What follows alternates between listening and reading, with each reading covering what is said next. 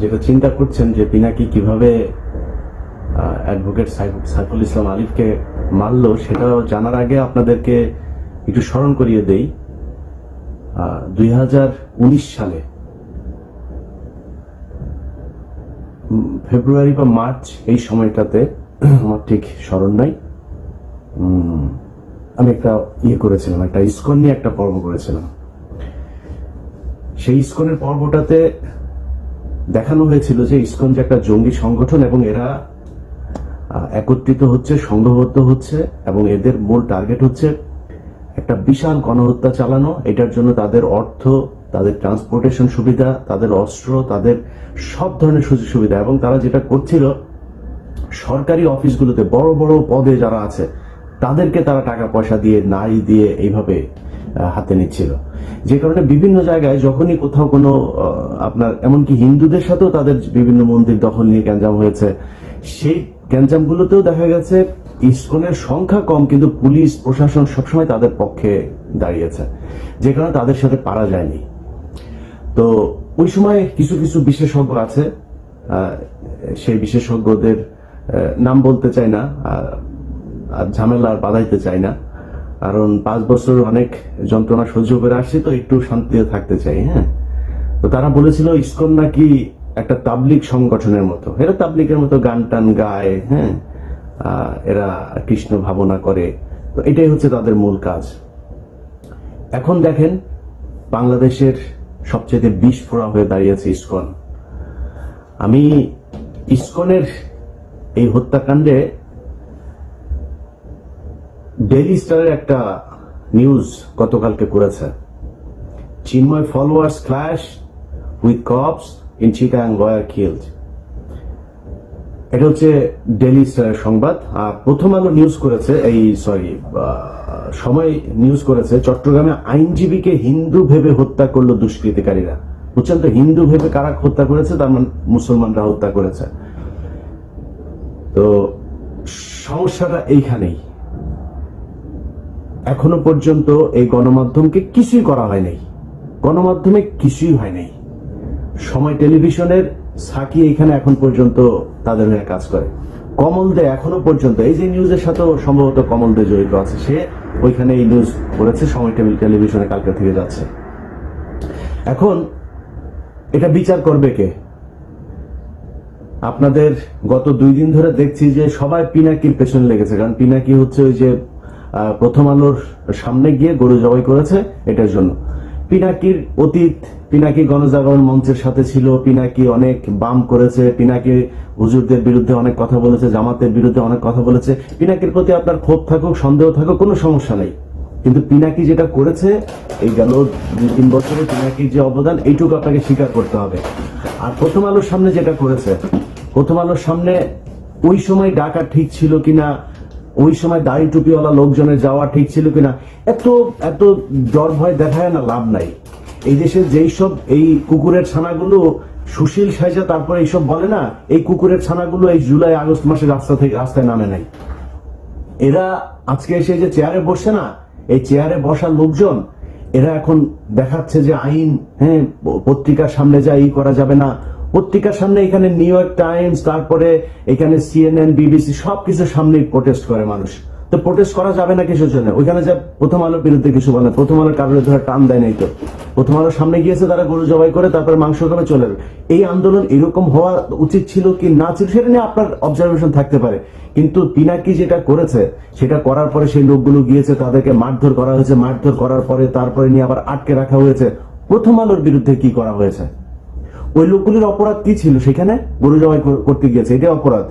কিন্তু এই প্রথম আলো এই গেল 15 বছরে অন্তত 1500 মানুষকে অন্তত তারা খুন করেছে।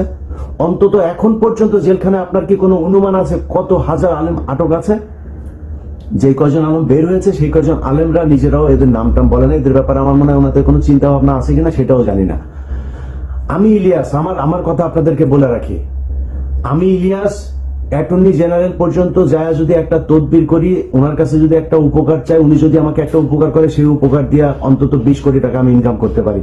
আমি ইলিয়াস করি না, অ্যাটর্নি জেনারেলের কাছে যায় জিজ্ঞেস করেন। যতবার তাকে ফোন করেছি এই রাষ্ট্রের জন্য ফোন করেছি, এই আলেমদের ছাড়ানোর জন্য ফোন করেছি, বাবুল আক্তারের কথা বলেছে, বিডিআর এর হত্যাকাণ্ডে যারা আছে তাদের কথা বলেছে, কোনোদিন পার্সোনাল কোনো ইন্টারেস্ট না তার কাছে যায়নি, জিজ্ঞেস করেন যায়। তো উনি আইনের ভেতরে থেকে যতটুকু সম্ভব হয়েছে, কিন্তু আলেম যারা আছেন আপনারা তো তাদের সাথে জেল খেটে এসেছেন, দেখেন নাই তাদের কি অপরাধ। আসিফ নজরুল বলে যে এই ডিজিটাল নিরাপত্তা আইন, সে আমাকে ওই দিন ফোন করে বলছে যে আপনার এখন সমস্যা কি, আপনি চলে আসেন, আপনার শুনলাম পাসপোর্ট নিয়ে সমস্যা। আরে আসিফ নজরুল, আপনি আমার পাসপোর্ট নিয়ে উনি দেখবেন।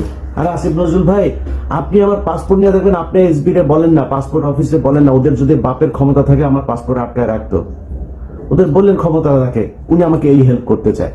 আপনার কাছে এই হেল্প চাই না তো ভাই, আপনার কাছে জীবনে কোনোদিন কোনো পার্সোনাল ইন্টারেস্ট নিয়ে জীবনে ইলিয়াস যাবে না। কিন্তু আপনি এই যে আলেমরা এখন পর্যন্ত আটকে আছে, ডিজিটাল সিকিউরিটি অ্যাক্টে অনেক আলেম আটক আছে, আপনার সেখানে ভূমিকা কি, আপনার পদক্ষেপ কি, আসলে কি কিছু নেওয়া হচ্ছে? কিছুই নেওয়া হচ্ছে না।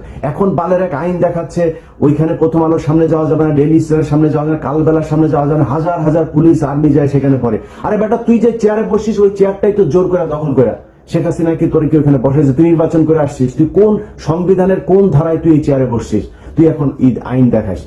এই দেশ বিপ্লবের মধ্যে আছে, বিপ্লব করে আদায় করতে হবে। গতকালকে সাইফুল ইসলাম আলিফকে সেখানে খুন করা হলো, গোয়েন্দা সংস্থা কি বাল ফালাইছে সেই জায়গায়। এই যে 33 আপনার ডিভিশনের যে জিওসি, এই যে এখন জাহাঙ্গীর আলম ডিজিএফ এর চিফ, তার এখন তার কাজ কি, সে কি করছে? আসামিরা বাংলাদেশের ভেতরে এখন পর্যন্ত আছে, সে ধরছে না কেন? হত্যা মামলার আসামিরা ঘুরে বেড়ায়, তাদেরকে ধরা হয় না, কাজ কি? আর্মির, সেনাবাহিনীর, গোয়েন্দা সংস্থার কাজটা কি? সাইফুল ইসলাম যে বের হলে ওকে মারবে জানে না? সামনেই তো ওরা ত্রিশূল নিয়ে দাঁড়ায় ছিল, এই খবর সেনাবাহিনীর কাছে ছিল না, মানলেন না কেন? পিনাকি যে সেটা মারাইছে, তাহলে পিনাকি যেহেতু দোষ, তো পিনাকি এখানে প্রথম আলোর সামনে বিশাল ঘটনা ঘটে, ওইটাও পিনাকি দোষ করছে, এই জন্য এটা ঘটছে। যারা এই 2 দিন সুশীল বাক্য ছাড়লেন তারা এটা ঠেকাইতে পারেন নাই কেন? যেই দিনের ঘটনা, এই পিনাকির ওই ঘটনার পরে 5 জনকে ধরে নিয়ে গেল তেজগাঁ থানায়, সারা রাত তাদের বলা হলো সকালে ছেড়ে দিবে, সকালে বলছে যে তাদেরকে করে দিবে। আমি ওখানে 3.5 ঘন্টা লাইনে ছিলাম, আমি বলেছিলাম যে তাদেরকে যতক্ষণ না ছাড়াবো, এটার জন্য যত খারাপ পরিস্থিতি তৈরি করার প্রয়োজন হয় সেটা করা হবে। তাহলে যদি নাকি না ছাড়তো তাহলে সেটা হইতো, তো ছাড়তে দেরি করলেন কেন? 3.5 ঘন্টা কেন আমার বসায় রাখলেন? 3.5 ঘন্টা পরে যায়, তারপরে রিসি এসে সেটাকে সেই 5 জনকে ছাড়লেন, তার আগে তো ছাড়তে পারতেন। এখন আপনারা চিন্তা করেন যে দেশের অবস্থা এই হয়ে যাবে, সেই হয়ে যাবে, তৃতীয় পক্ষ এখানে সুবিধা নেবে, তো তৃতীয় পক্ষ সুবিধা নিবে ওই দিনই তো 3টা কলেজের মধ্যে মারামারি, সেই কলেজের ওগুলি গোয়েন্দা সংস্থা ঠেকাইতে পারে নাই কেন? সেগুলো ঠেকানো উচিত ছিল না? ইসকন এখনো পর্যন্ত যেগুলো করে, ইসকনের লোকজনদের ধরেন না কেন? এই যখন আমি ভিডিও বানাচ্ছি বাংলাদেশ সময় গভীর রাত, এই সময় পর্যন্ত শুনলাম যে তারা বিভিন্ন পাহাড় টাহাড় বিভিন্ন জায়গায় ইসকনের লোকজন জড়ো হয়ে তারা সমাবেশ করছে, তারা কিভাবে মুসলমানদের উপরে হামলা করা যাবে এইসব নিয়ে ঐক্যবদ্ধ হচ্ছে। তো এটা তো গোয়েন্দা সংস্থার কাজ, কিছু করছেন কি আপনারা? এখন প্রথম আলো, ডেইলি স্টার আর হচ্ছে গিয়া এই এইটা হচ্ছে বাংলাদেশের সবচাইতে সেন্সিটিভ জায়গা। এই যে ডেইলি স্টারের যে সংবাদ, যে পুলিশ আর আইনজীবীদের এই ইসকনের নামও নেন, একটা জায়গায় ইসকনের নাম নেই, ওই যে চিন্ময়ের নাম নিচ্ছে, চিন্ময়ের ফলোয়ার্সদের মধ্যে পুলিশের একটা সংঘর্ষ, সেখান থেকে একটা এই নিয়ে হাসপাতালে ভর্তি করেছে, হাসপাতালে ভর্তি করার পরে তারপরে ডাক্তার তাকে কর্তব্যরত ফিজিশিয়ান তাকে আপনার প্রোনাউন্স করছে যে হি ইজ ডেড। এখন এর বাইরে কোনো তথ্য তারা জানে না, তারা এইভাবে একটা মিস ইনফরমেশন মানুষের মধ্যে ছড়ায় দিল। এটা তাদের সূক্ষ্মভাবে এইভাবে গত 15 বছর করেছে, এখনো করবে, সামনেও করবে, এদেরকে সুযোগ দেয়া যাবে না। যে যত বালের আইন মাইন যত বালচাল শিখান, কোনো সমস্যা নেই। ডেইলি স্টার, প্রথম আলো, আপনার এলাকায় যারা কিনা এদের এই যে পত্রিকার ইটি দেয় না, এদেরকে বলতে হবে এটা আমার মত প্রকাশের স্বাধীনতা। প্রথম আলো, ডেইলি স্টার যেমন মত প্রকাশ করে না, আমার মত প্রকাশের স্বাধীনতা, যে এরা হচ্ছে গিয়া অন্য দেশের এজেন্ট, এরা পত্রিকা না। ডেইলি স্টার, প্রথম আলো এই দেশের দুষ্কৃতিকারী, তারা দেশদ্রোহী, তারা পত্রিকা না, পত্রিকা সাংবাদিক না, এদের পত্রিকা সাংবাদিক টেলিভিশন। আপনি যিনি দিনাজপুরে বসে আছেন চট্টগ্রামের ঘটনার জন্য আপনার খারাপ লাগছে না? যিনি চুয়াডাঙ্গায় আছেন খারাপ লাগে না? জামালপুর আছেন খারাপ লাগে না? কুমিল্লায় আছেন খারাপ লাগে না? ব্রাহ্মণবাড়ি আছে খারাপ লাগে না? আপনি ওইটার জবাব নিতে চান, ওইটার প্রতিশোধ নিতে চান, আপনার এলাকায় বসে আপনি প্রতিশোধ নেবেন। প্রথম আলো, ডেইলি স্টার, কালবেলা, এরা কোনো পত্রিকা না। এরা এই দেশের দুষ্কৃতিকারী বিপ্লব চলছে, বিপ্লবের মাধ্যমে সেটাকে মোকাবেলা করতে হবে। আইনগতভাবে যদি মোকাবেলা করতো তাহলে সরকার এতদিনে করতো, কোনো কিছু করে নাই। এবং প্রথম আলো ডেইলি স্টার তার লোকজন সব ইউনূস সরকারের পিছনে আশপাশে বসা রাখছে। ডক্টর মোহাম্মদ ইউনূস তো কাউকে চেনেও না ঠিক মতো। তো উনি মনে করছেন ভালো মানুষ, উনি মনে করছেন ও এই দক্ষ মানুষ, পড়াশোনা করেছে ভালো, বোধহয় ইয়ে করবে। কিন্তু এই যে পড়াশোনার পাশাপাশি যে সে যে প্রথম আলোতে কোচিং করেছে, এই দিল্লিতে গিয়ে কোচিং করেছে, সেটা তো আর ডক্টর মোহাম্মদ ইউনূস জানে না। তো তাদেরকে নিয়ে বসা হয়ে গেছে, তারা তাদের মতো করে কাজ করছে। অতএব আইনগতভাবে প্রথম আলো ডেইলি স্টার এদের বিরুদ্ধে এরা কিছু করবে না।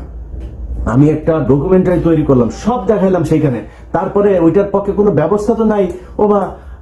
ওনারা উপরের লেভেলে সবাই বসে বসে প্রথম আলোর পক্ষে করে, আপনার ফেসবুকে পোস্ট করে, মানে আমার নিয়েও কিছু বলে না, ডকুমেন্ট নিয়েও কিছু বলে না, প্রথম আলোর পক্ষে পোস্ট করে। এই যেটার জন্য এই যে গেল কয়দিন ধরে আপনার এই 2 দিন আগেও ধরেন এই যে স্বামীর সাথে যেটা হইলো আমার, সে এখানে পোস্ট করেছে আরেক, মানে ওরা ইসকন নিয়ে আগেই করেছে। এই গ্রুপ, এই যে শাহেদ আলম, তসলিম এই যে গ্রুপটা আছে না, এরা ইসকনের পক্ষে এসে তারপরে দিল। তসলিম তো না ইসকন না বলছিলি যে তুই এরা নাকি খুব করে, আপনার তোর ওই যে মানে খুব নিরীহ টাইপের ধর্ম পালন করে, তুই বিশাল আকারে এক বিশ্লেষণ করছিলি। আমি বলছিলাম যে ওরা সরকারি কর্মচারীদেরকে টাকা দেওয়া কিনছে এবং এইভাবে বিভিন্ন জায়গায় লোকজন বাড়াচ্ছে। সেটা ঘটলো আজকে ঘটেছে। অতএব তুই সেদিন ঠিক ছিল না, আমি ঠিক ছিলাম। এইভাবে আপনার বিভিন্ন সময় এই তথ্য সন্ত্রাসের মাধ্যমে এইসব সাংবাদিক পরিচয় দিয়ে, সংবাদপত্র পরিচয় দিয়ে, এইসব পরিচয় দিয়ে এটা চলতেই থাকবে। অথবা আপনাদের কাছে অনুরোধ, আপনার এলাকায় যে এই প্রথম আলো ডেইলি স্টার দিল্লির যে আছে, এদেরকে যারা নিয়ে যাবে তাদেরকে আপনাদের মত প্রকাশের স্বাধীনতা প্রকাশ করতে হবে তাদের সামনে গিয়া। এই সাইকেলে করে, মোটর সাইকেলে করে আপনার বাড়িতে পত্রিকা টত্রিকা দিয়ে আসে না, যারা কিনা ওইখানে এজেন্ট আছে না, তাদের কাছে যে আপনাদের মত প্রকাশের স্বাধীনতা প্রকাশ করতে হবে, যা বলার সেটা বুঝা নিয়ে। অতএব এখন এই সাইফুল ইসলাম আলিফের যে হত্যাকাণ্ড, এই হত্যাকাণ্ড নিয়ে আসলে মানে প্রথম আলো ডেইলি স্টার সহ এই পত্রিকায় সুশীল মার্কা যারা বসে আছে না, এখানে সবই বেশিরভাগই ওদের লোকজন। সো আপনারা এখন হয়তো একটা পরিস্থিতির কারণে একটু চুপ হয়ে আছে, তারপরে সবল দিচ্ছে, মাঝে মধ্যে ফোর্স করে উঠছে এই ডেইলি স্টার। এটা হচ্ছে তার আর একটা প্রমাণ। তো আমরা কিছু বলার নাই, এই দেশে মুসলমানরা এখন সংখ্যালঘু। আমরা মানে এমন একটা অবস্থায় আছি, আসলে মানে এই দেশে আমাদের থাকাটা খুব কষ্টকর হয়ে যাবে, খুব ঝুঁকিপূর্ণ একটা জায়গার মধ্যে আছে। কারণ ওরা সবাই চায় এই দেশটা ভারত নিয়ে নেক, ভারতের সাথে মার্চ করুক। এই হিন্দুদের সাথে আবার বুদ্ধিজীবীরা, সুশীলরা, এখন যারা সরকারে বসেছে, এদের ভেতরেও মানে আমার মনে হয় ডক্টর মোহাম্মদ ইউনূস বাদে এখানে যারা আছে প্রায় সব কটাই এইটাই চায়। তো এটা চাইলে আমরা এটা করে এটার কেমনে কি করব বলেন? কিছু করার আছে? করণীয় আছে আমাদের? কিছুই করণীয় নাই। তো যার যা করার, যে যেভাবে চিন্তা করেন, সংঘবদ্ধ থাকেন। ছাত্রদল, ছাত্র শিবির, আপনাদেরকে বলবো ভাই, আপনারা সবাই তো বিক্রি হয়ে যান নাই, আপনাদেরকে বলবো যে আপনারা এই বিষয়গুলো নিয়ে সিরিয়াসলি চিন্তা করেন ভাই। এখন ক্ষমতায় আসা, তারপরে হচ্ছে গিয়ে চাঁদাবাজি করা, ধান্দাবাজি করা, নিজের চিন্তা করা, ভাই দেশটার আগে বাঁচাইতে হবে। এই দেশটার জন্য যদি প্রয়োজন হয়, আবারও বলে নিচ্ছি, এখন তো আমার দেশে গেলে সমস্যা নাই, যদি প্রয়োজনে আপনারা যদি সেরকম কোনো পরিস্থিতি মনে করেন যে দেশে হচ্ছে, ভারতের সাথে যুদ্ধ করতে হবে, আমি আপনাদেরকে কথা দিলাম, আমি ইলিয়াস হোসেন ফার্স্ট পার্সন বুকে গুলি নেওয়ার জন্য দেশে ফিরে আসবো ইনশাল্লাহ। কোনো সুবিধা নেওয়ার জন্য আসবো না। যদি গুলি নেওয়ার সেই পরিস্থিতি তৈরি হয়, ইনশাল্লাহ প্লেনে চড়বো। অতএব আপনাদের কাছে অনুরোধ, রাজনীতি করেন, যা করেন, যেভাবে করেন, ভাই দেশটা খুব সমস্যার ভেতরে আছে।